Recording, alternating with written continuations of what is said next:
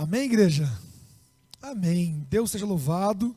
Um dia muito abençoado, um final de semana lindo, cheio de atividades, né? Hoje, depois de 2 anos aqui, quase.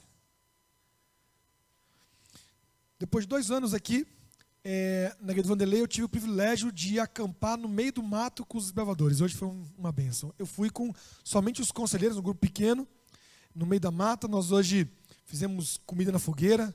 Comi hoje batata, ovo na laranja, banana com canela dentro da brasa. Hoje foi uma lembrança do que é ser desbravador. E tivemos uma aventura aí que eu vou relatar para vocês daqui a pouco.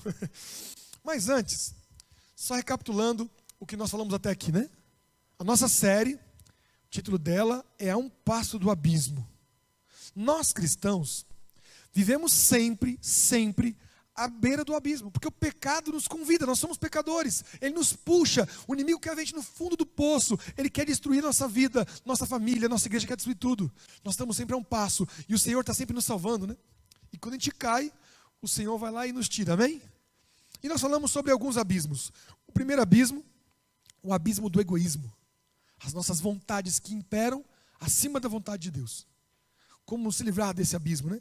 No segundo dia, quem perdeu, assiste aí no YouTube da igreja, no meu YouTube, está lá com o título Abismo do Egoísmo, uma bênção. Você pode rever, está lá gravado. O segundo abismo, o da solidão. E eu falei que quanto mais solitário a pessoa, mais ele afasta as pessoas, ou agrada as pessoas, tentando preencher o vazio da solidão, mas só Cristo pode preencher esse vazio, amém? Hoje eu quero falar de um abismo diferente. Eu quero falar do abismo da religiosidade. Aí você pergunta, o que é religiosidade? Na semana passada, nós aprendemos a diferença entre solidão e solitude. Hoje nós vamos aprender a diferença entre religiosidade e religião. Vai ser bem interessante. Mas antes, para nós entrarmos no clima do abismo, nós fomos hoje fazer caminhada, caminhamos ali, chegamos no lugar, uns 100 quilômetros daqui, e o Valteir nos levou para a beira de um abismo. 30 metros de altura, uma cachoeira. Eu olhava, meu nariz quase que me puxava, assim, sabe, aquele peso. Eu tenho dificuldade de fazer rapel, porque você tem que descer com a corda e o nariz vai esbarrando na pedra, né? Tem que ficar longe. Mas foi interessante, para muitos que nunca fizeram isso, tiveram que fazer já na chuva.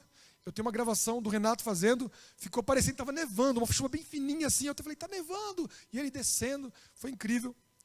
Mas eu quero destacar o nosso grande líder, nosso mais louco líder da história do Clube dos Desbravadores, o Ed. O Ed foi o último a descer. E ele, na hora que estava descendo, ele travou. Bem na beira, assim, já tinha descido já. Já não tinha como voltar e não conseguia ir, sabe? E na beira do abismo, eu lembrei de vocês. Falei, nossa, já tem a ilustração do sermão de hoje. E ele ali com a perna travada, o braço, você tem que segurar a corda atrás, porque a corda atrás é quem freia você. E ele segurou com as 2 mãos aqui. Ainda bem que a equipe muito preparada, tinha alguém lá embaixo fazendo o trabalho da mão dele, já empuxou a corda e ele ficou travado ali.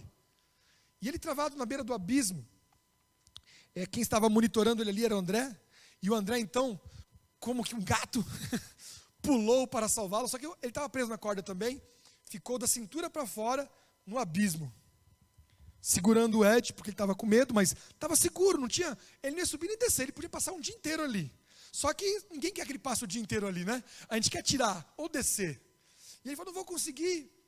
E aí o André, com o corpo, a perna deitada ali na pedra e o corpo para fora, o pai do André segurou na calça dele, que tinha ali uma cadeirinha, o outro segurou na calça do irmão Valteir, e eu segurei na perna dele, a gente fez uma corrente de 4. E eu com meus 200 quilos ali segurando no final, dei uma guinada com o nariz para trás, o Ed voltou. Não aconteceu isso. Isso foi só a minha imaginação que falou, né? Mas depois de muita luta ali, ele conseguiu esticar as pernas, um outro irmão desceu do lado dele, foi ali e empurrou ele por baixo também, para esticar as pernas, e ele desceu, bonitinho, coisa mais linda, descendo, fazendo o rapel dele, e venceu o desafio. Esse abismo era para descer mesmo. Era um abismo que você tinha que descer e chegar lá embaixo na cachoeira, era o objetivo. Mas na vida espiritual, ninguém quer descer. Ninguém quer afundar. E outra, não tem um camarada lá embaixo segurando, né, uma corda de segurança, não tem ali um freio, não tem uma contenção, não tem nada. É de baixo para baixo mesmo. O ser humano, ele vai afundando tanto que Jesus disse que no dia da sua vinda encontraria amor no coração de poucos. Será que haverá amor no dia da minha vinda? E também diz que nos dias da vinda de Cristo, nós estaríamos piores do que Sodoma e Gomorra, porque assim, o abismo não tem freio. Ellen White, quando comenta sobre isso, ela fala que a escalada da fé é um passinho de cada vez, como que subir numa grande montanha, um pé de cada vez. Mas a queda são metros e metros, e cada vez que nós caímos, voltamos lá no fundo e precisamos recomeçar a nossa caminhada. O abismo, ele parece que está nos puxando, mas Cristo tem um plano para nós. E esse plano inclui a igreja, a religião. Vamos ver sobre isso. A religião, amados, é uma coisa criada, é um nome que significa religar. Religar o homem com Deus.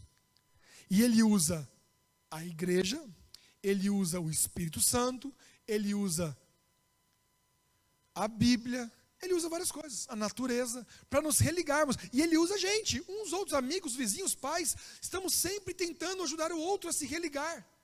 O problema é quando a religião, que é o ato de você religar alguém, usando a igreja, você está na igreja agora aqui, está aproveitando esse lugar maravilhoso para se religar com Deus, está perto de Deus.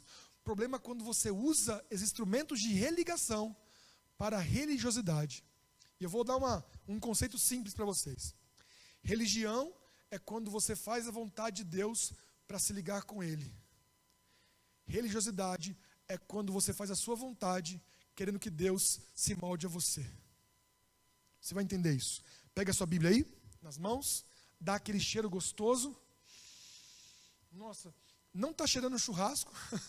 eu estava cheirando fumaça hoje, né? Hoje, primeira coisa que eu senti cheiro sem fumaça. Coisa maravilhosa, um beijinho. Pronto, abre em Mateus, capítulo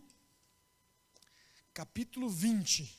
Nós chegamos em casa hoje defumados, cabelo, tudo sendo defumado, mas é muito maravilhoso, né? Mateus, capítulo 19.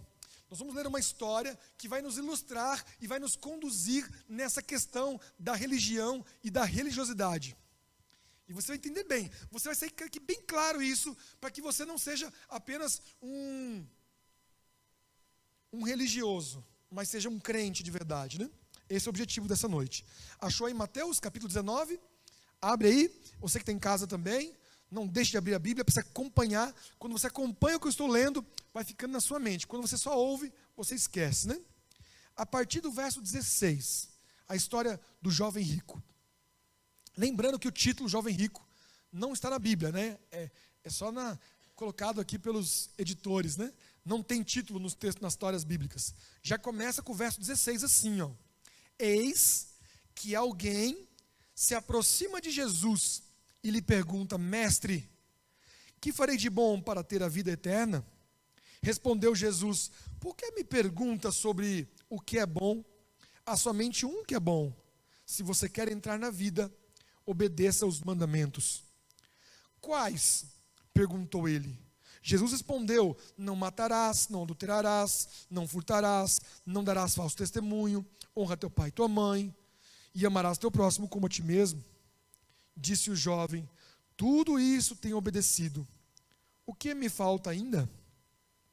Jesus respondeu: Se você quer ser perfeito, vá, venda os seus bens e dê o dinheiro aos pobres, e você terá um tesouro no céu. Depois venha e siga-me. Ouvindo isso, o jovem se afastou triste, porque tinha muitas riquezas. Então Jesus disse aos discípulos: Digo a verdade, dificilmente o rico entrará no reino dos céus. E digo ainda, é mais fácil passar um camelo pelo fundo de uma agulha do que um rico entrar no reino de Deus. Ao ouvir isso, os discípulos ficaram perplexos e perguntaram: Neste caso, quem pode ser salvo? Jesus olhou para eles e respondeu: Para o homem é impossível, mas para Deus todas as coisas são possíveis. Amém? Que história linda, né? Olha só, gente, não fecha, vamos conferir comigo aqui. Aqui começa dizendo no verso 16 que alguém se aproximou de Jesus. Isso é uma coisa importante. Deixa aí um pouquinho, olha para mim aqui. Alguém. Uma vez até preguei sobre alguém ou ninguém aqui na igreja, não sei quem lembra, né? Se você é um ninguém ou você é alguém. O que importa é que qualquer pessoa poderia ser essa pessoa. Na verdade, era uma pessoa religiosa. Era ou não era esse alguém? Alguém pode ser João, Maria, qualquer pessoa. Só que alguns traços dessa pessoa são ditas. E ele vivia uma religiosidade, não religião. Porque olha só, ele vivia tudo o que a Bíblia mandava na cabeça dele. Ele era um religioso, olha só. Tudo isso eu faço desde a minha infância. Tudo. Eu guardo todos esses mandamentos aí. Qual era a preocupação dessa pessoa que era tão obediente? Porque essa pessoa era tão obediente assim, por que ele tinha dúvidas ainda? Por que ele tinha um vazio? Por que ele necessitava saber mais? Por que quando ele encontrou Cristo, ele percebeu que faltava algo nele? E ele faz a seguinte pergunta: quem é bom? Vamos ler de novo aqui a pergunta. Está no verso 17. No 16 ainda, né? Mestre, o que farei de bom para ter vida eterna? Aí Jesus fala: por que você pergunta sobre o que é bom, se uma pessoa é boa nesse mundo? Sabe, na vida da religiosidade, olha só, eu estou falando de religiosidade, não de religião. As pessoas querem ser boas e só tem um jeito nesse mundo para você saber se você é bom: quando você se compara com outro. Não deveria ser assim. Deveria ser assim: eu faço o que Jesus manda, eu sinto que eu sou uma pessoa boa.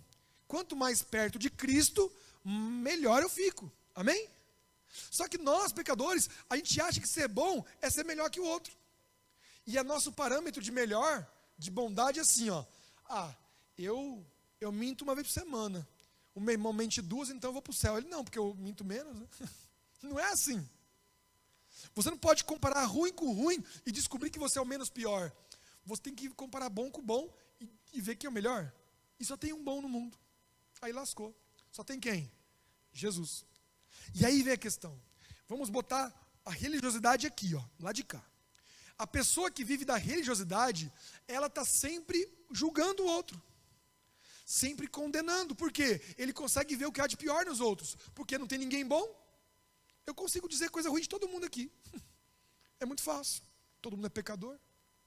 E pior, eu não consigo ver nada de bom em vocês.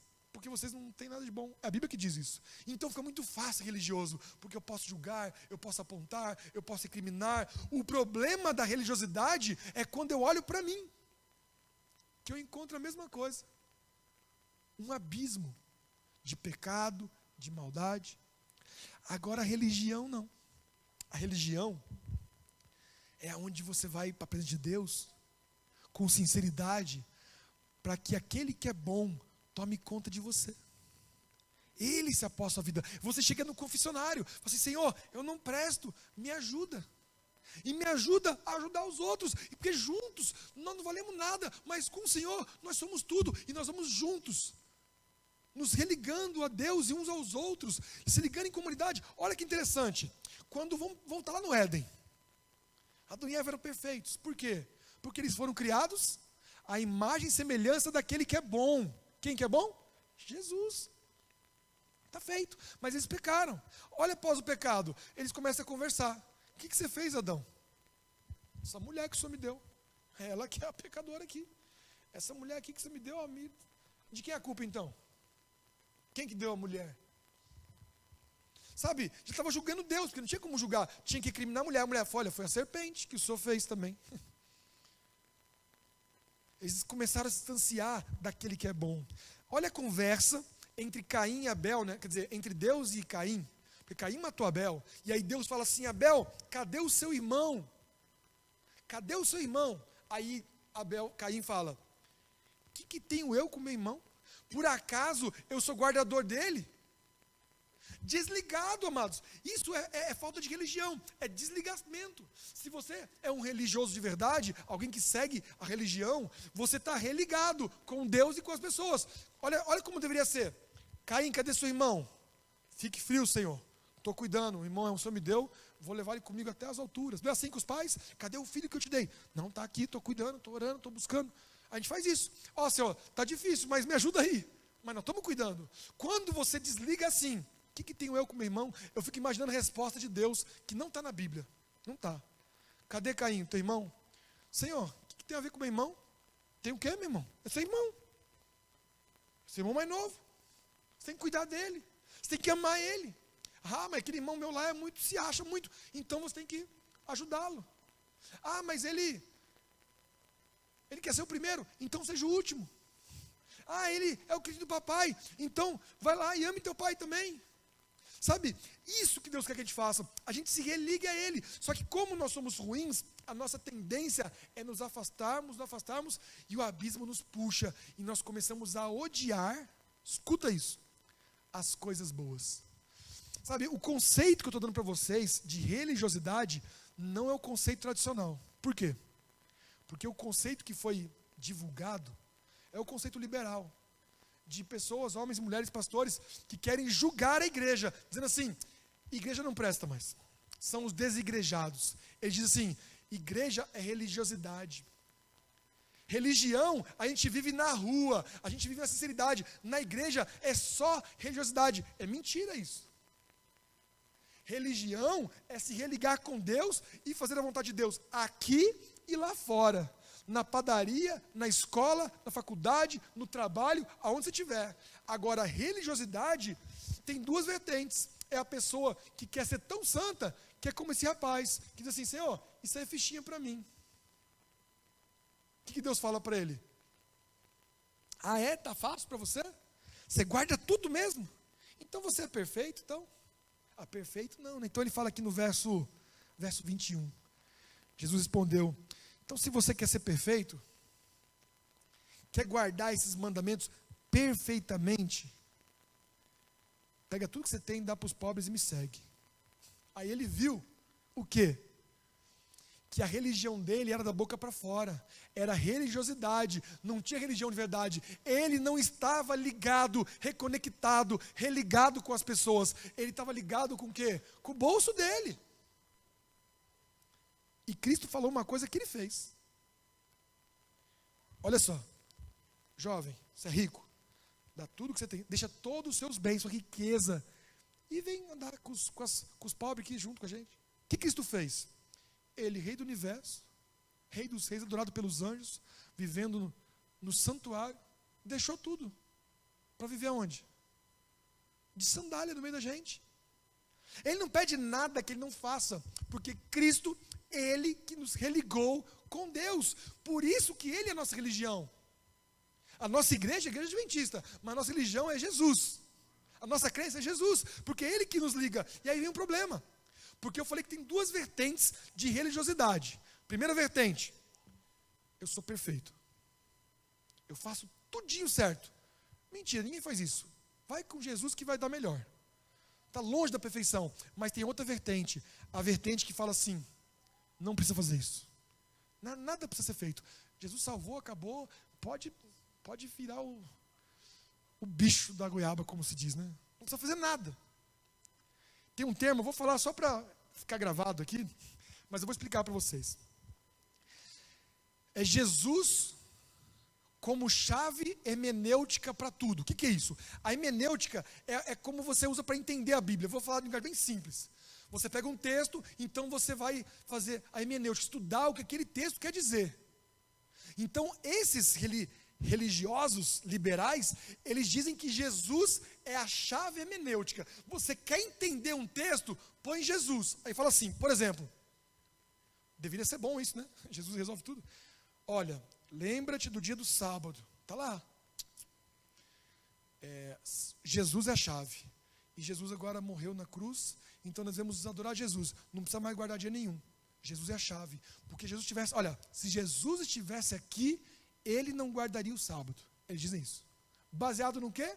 Na ideia que eles têm de Jesus. Você repreende, por exemplo, alguém que você ama e fala, você não pode fazer isso. Sei lá, estou usando drogas. Drogas faz mal para o seu corpo. O seu corpo é o templo do Espírito Santo. Aí o religioso fala assim, calma. Você está me discriminando. Porque Jesus estivesse aqui, ele me amaria. Foi claro que amaria. E daria um tabefe nesse baseado seu. Que ele fez pior, chamou Pedro de Satanás. Sai, Satanás. Não é Jesus assim? Jesus, amados, consegue chamar um discípulo de Satanás com amor. Eu nunca fiz isso com nenhum irmão. O irmão vem para mim e reclamava assim, sai, Satanás. Eu acho que o irmão nunca mais fala comigo, né? É porque Jesus, amor, ele é bom. Ele é bom de verdade. Eu não. Quando eu chamo alguém de Satanás, a pessoa fala assim, que isso, pastor?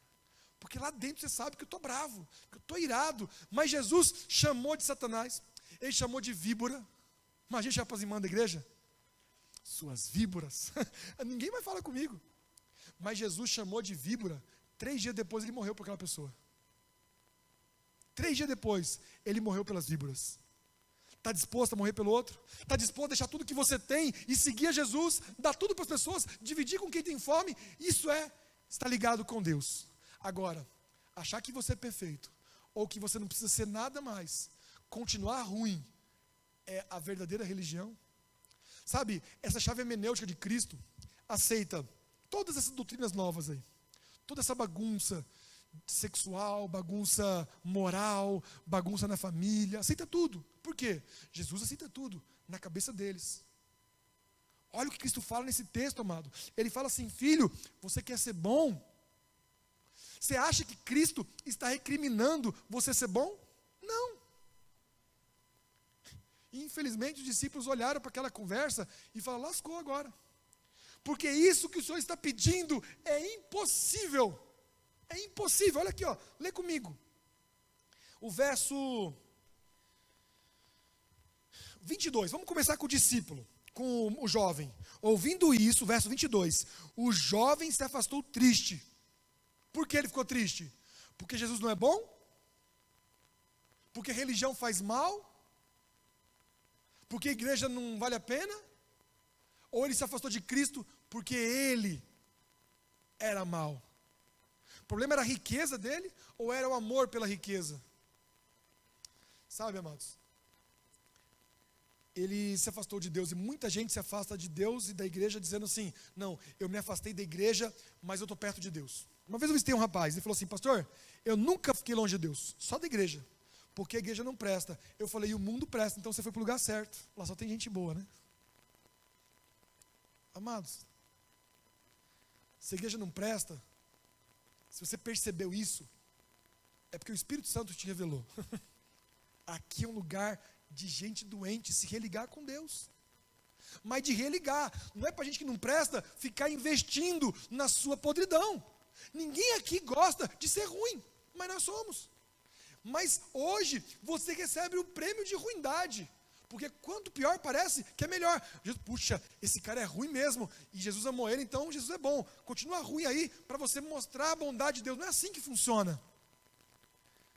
É você se religando com Deus, que as pessoas olham a sua transformação. Sabe, eu estava vendo os meninos hoje lá, os conselheiros, sabe? Lá no clube. Galera top. Nós temos uns conselheiros tops aqui, né? Sami. O pessoal riu, é top mesmo. Eu não entendi, ó, Sami, o pessoal que riu não fui eu. Eu falei, sério, top.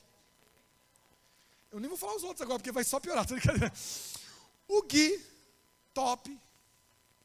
Renato, eu conheço, chamo ele de Justin. É o conselheiro Justin Bieber, o bicho bonito, né? Ó, 3 aqui, já falei, homem. Temos aqui a Kika, conselheira mulher, é a conselheira da minha filha. Um exemplo de cristã. Hoje superando lá, primeiro acampamento dela com a gente. Quem mais nós temos ali? Não sei se o Hugo é conselheiro. Meu Deus, só top. Hugo. Achou que o Hugo só sabe tocar? O Hugo também sabe soprar a fogueira também. Mas, gente, fica pensando. Você botar o seu filho para ser cuidado pelo Sami. Deus é louvado. Amados, por isso que a gente leva os conselheiros primeiro, para religar eles com Deus. E aí eles vão religando as crianças, e um vai cuidando do outro. O dia que um deles fala assim, não, porque ser mal é bom, ele deixa de ser conselheiro, porque ele não está aconselhando nem ele mesmo. Sabe, é um processo. Deus usa o aventureiro, o desbravador, a sala das crianças, tudo que a igreja tem, tudo, os livros, a casa aplicadora, é para religar você com Deus, para você não ser bom, mas para você ser como Jesus, porque Ele é bom. E olha o que fala aqui os discípulos, diante disso. Verso 27, então Pedro respondeu. Não, mais para trás, eu pulei muita coisa aqui, ó. Verso 25. Ouvindo isso, os discípulos ficaram perplexos e perguntaram: neste caso, quem vai se salvar? Sabe? Tanta gente que tem certeza de tudo, sabe? Eu só sei de uma coisa, eu sou igual aquele filósofo, eu sei que nada sei. Eu tenho ficado perplexo, não porque é impossível salvar, mas porque nós estamos realmente cumprindo fielmente as profecias. Fielmente. Com as nossas vaidades, com o nosso desleixo, com a nossa forma de Laodiceia de ser. E a igreja deveria estar perto de Cristo. A santificação é uma palavra proibida no meio dos liberais. Santificação, estar mais santo, é estar perto de Jesus, é estar ligado com Ele, é religião. Só que a religiosidade está matando as pessoas. Nós temos hoje 1000 igrejas dentro de uma só. Cada um querendo fazer do seu jeito. Mas só tem um modelo, e o modelo é Cristo. Não o Cristo da cabeça deles. O Cristo da Bíblia. Esse aqui. Então Cristo dá a resposta final. Ele fala assim. Jesus, verso 26. Olhou para eles e respondeu: para o homem é impossível, mas para Deus todas as coisas são possíveis. Ah, vontade de imprimir isso numa folha bem grande e ficar lembrando, eu sou um pecador, para mim é impossível, mas Deus pode me transformar. Sabe, gente, Jesus não é apenas um Deus de aceitação, Ele é um Deus de transformação. São 2 passos. Primeiro, Ele te aceita do jeito que você está, Ele te pega e te abraça, no lamaçal, igual o filho pródigo, veio comendo porco, veio todo fedido de porco, vivendo, dormindo com os porcos. Ele veio e o pai abraçou ele. Isso é religião, é se religar. O pai sai correndo e encontra o filho no meio do caminho. Depois que ele abraça o filho fedido, o que ele faz? Filho, eu vou pular no porco com você. Não, ele fala, traga uma roupa nova, traga sandálias e um anel, porque agora ele vai voltar a ser meu filho. Transformação. Tira a roupa suja e põe roupa limpa. E assim com a gente chega sujo, Jesus te aceita, com todos os seus vícios, seus pecados, tudo. E aí ele começa uma obra de trocar a sua roupa, de lavar você, de purificar, sabe? E é uma obra maravilhosa. Pode doer às vezes, porque a sujeira está agarrada na gente, né? Olha quem está no abismo, amados. Está gravado, vamos mostrar aqui um dia para a igreja. A gente puxando o Ed. É difícil, gente. Está lá, está preso. Não é fácil. O esforço que o André fez para puxar. Dói às vezes. Ele falou assim, minha perna está doendo. E eu falei, fica tranquilo que ela não vai sair daí agora. Mas o seu Espírito Santo deu uma força extra para o rapaz. E Deus acaba fazendo igual a gente, tirando a gente do abismo, né? Dói, cansa. Às vezes dá vontade de desistir, dá vontade. Mas é só quando estamos ligados com Jesus. Temos esperança de salvação. Porque para nós é impossível, mas para Jesus todas as coisas são possíveis. Amém? Eu quero terminar. Eu vou encerrar agora contando o que aconteceu ontem, sabe? Eu quero contar com detalhes, porque vale a pena, é um aprendizado para a igreja. Nós estamos quase 1 ano sem fazer trabalho missionário, sabe? De sair à tarde, tal. A gente fez trabalho missionário, na verdade, no dia do impacto, no passado, em outubro. Mas aquele trabalho missionário avulso, sabe? Do nada, assim, ó. Vamos sábado em tal lugar. O Marco está na minha cabeça, nem cheguei aqui. Pastor, vamos lá em Jurumirim. Sei lá, o Espírito Santo deu uma paixão para o Marcos de visitar essas comunidades que não tem ninguém. São umas 10 ruas lá. E o Marco foi tão detalhista que ele fez os mapas. E no mapa tinha ali Jurumirim, do lado de cada pista. Mas do lado de cá, tinham 13 casas. Que não é Jurumirim, é um condomínio. Só que esse condomínio deixou de ser condomínio. Ficou só a portaria, sem porta, porque ficou uma casinha abandonada. E não dá para ver casa nenhuma. Você tem que entrar na portaria, aí você vê as casas. Como eu tinha que estar aqui 4 horas para a classe bíblica das crianças, ele falou, pastor, vai nessas 13 casas, faz lá, e a gente faz Jurumirim. Aí o senhor termina e vem para a igreja, dá o estudo. Eu falei, tá bom, então vou. Passei lá no pedágio, voltei, mas antes de ir, nós estávamos na igreja aqui, né? Muitos jovens, fiquei muito feliz, muito feliz. A força da juventude. Porque depois que os idosos tiveram que ficar fechados em casa, Deus ele ressuscitou a juventude que estava parado, né? Falou, agora é hora dos jovens, né? Porque o grupo de risco ficou, o jovem teve que... E eles estavam aqui ontem. Mas também tinha uma galera da antiga aí top. E nós fomos.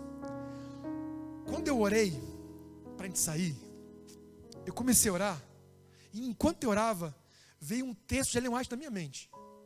Ellen White fala o seguinte, para os comportores, aqueles missionários que trabalham com livros nas casas. Ela fala assim, ao missionário da página impressa do livro, ao sair de manhã da sua casa para entregar os livros, faça uma oração fervorosa e peça a Deus uma experiência mais elevada.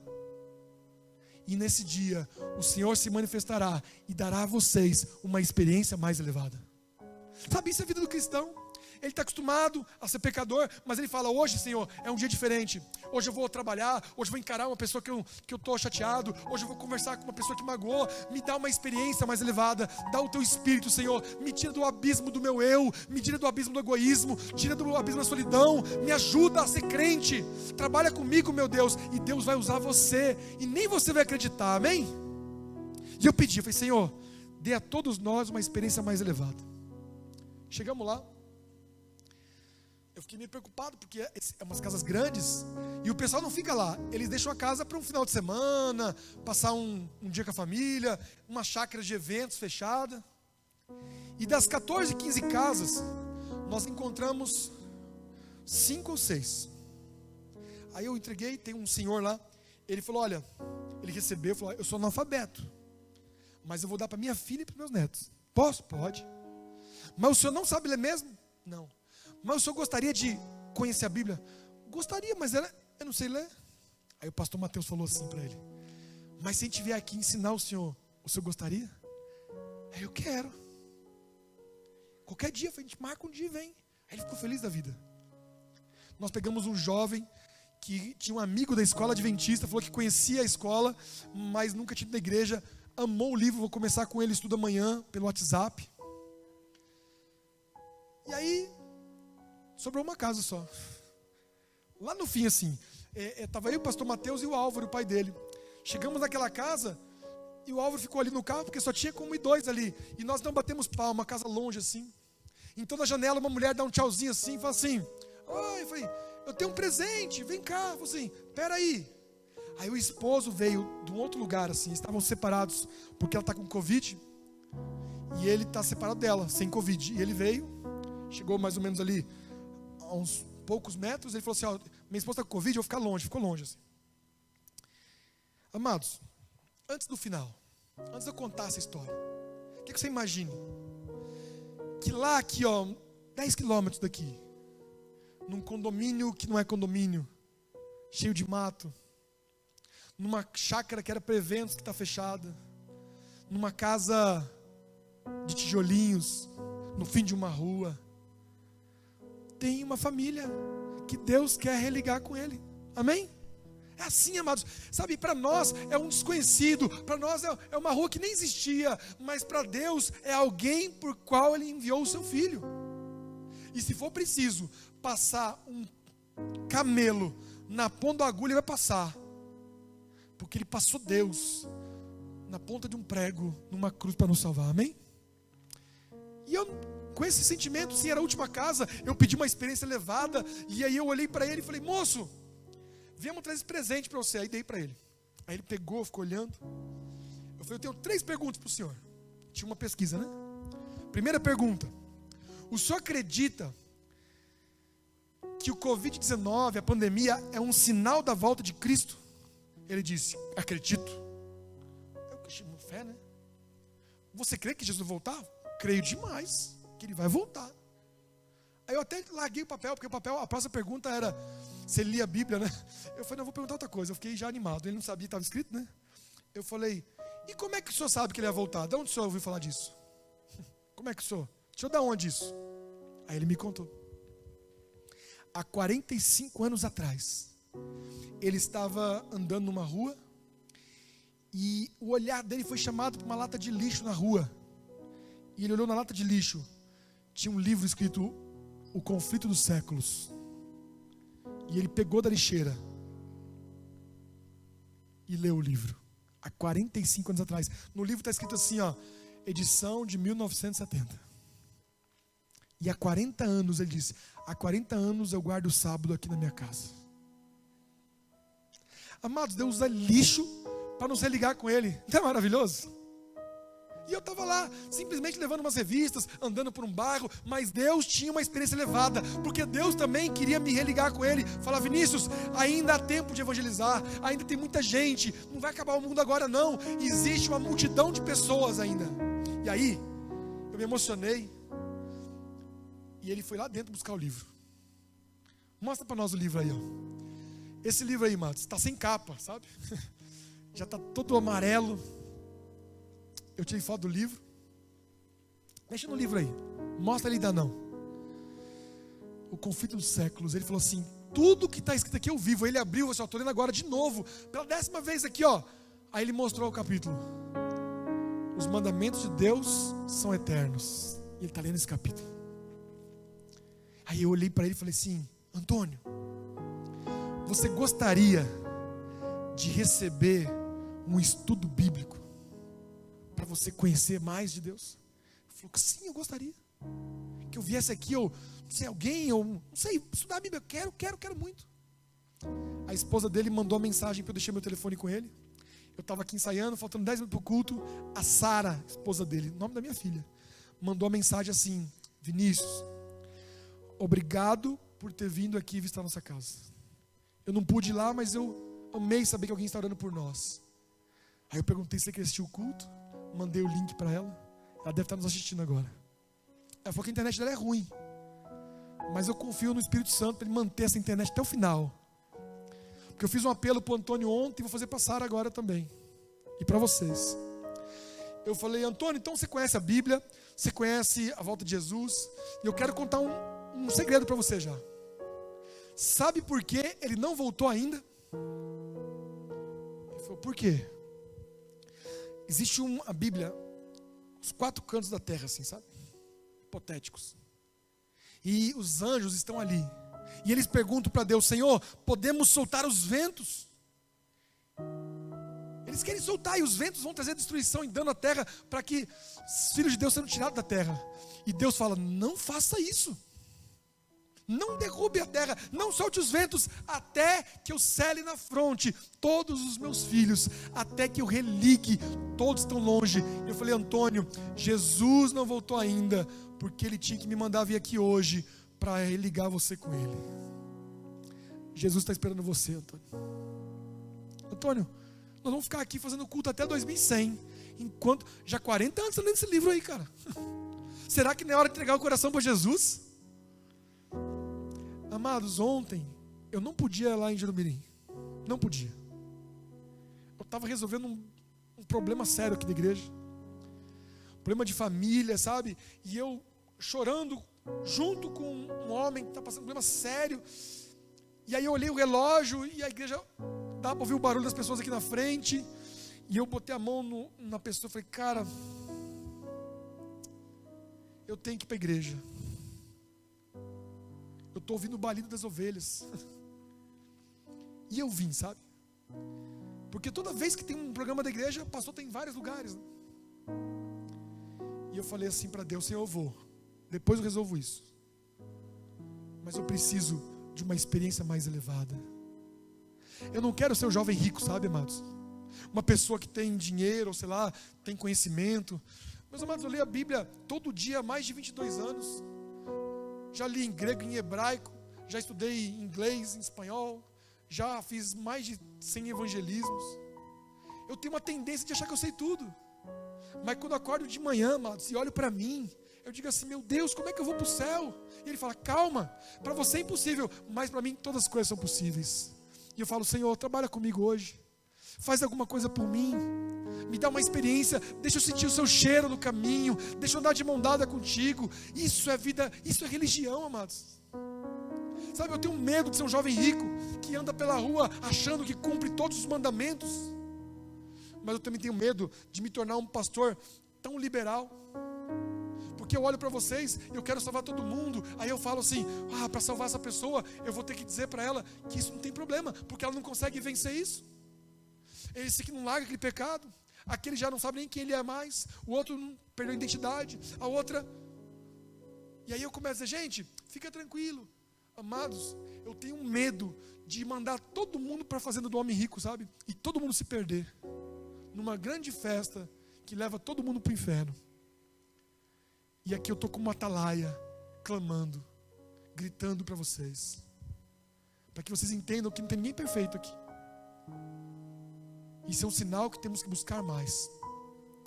Mas também um sinal de que não há alguém tão pecador aqui nessa igreja, que não pode ser transformado, porque não há impossíveis para Deus. Um jovem falou para mim assim, pastor, sentimentos que eu tenho aqui dentro, o tipo de pessoa que eu sou, nunca vai ser salvo. Ele falou para mim isso. O senhor acha que uma pessoa como eu não vou dizer o que ele tinha, porque eu não quero criar polêmica aqui. Você acha que alguém como eu pode ser salvo? Eu falei, eu acho que não. Por mim não, mas por Jesus eu tenho certeza que sim. Porque não sou eu que digo, é a palavra. Quando Deus quer religar alguém, amados, não há impossíveis para Deus. A gente fica classificando os pecados, quem é bom, quem é ruim. A gente tem que simplesmente falar, Senhor, estou aqui, abre os meus olhos, Senhor, me alimenta com o pão do céu, anda comigo, Pai, anda conosco, nos guia pelos caminhos maravilhosos. Preparamos aqui o nosso coração para que o Senhor entre e faça morada. Queremos sentir o seu perfume maravilhoso na nossa vida, Senhor. Tira-nos dos abismos que nós mesmos construímos e nos eleva a uma atmosfera maravilhosa na tua presença. Amém, Senhor.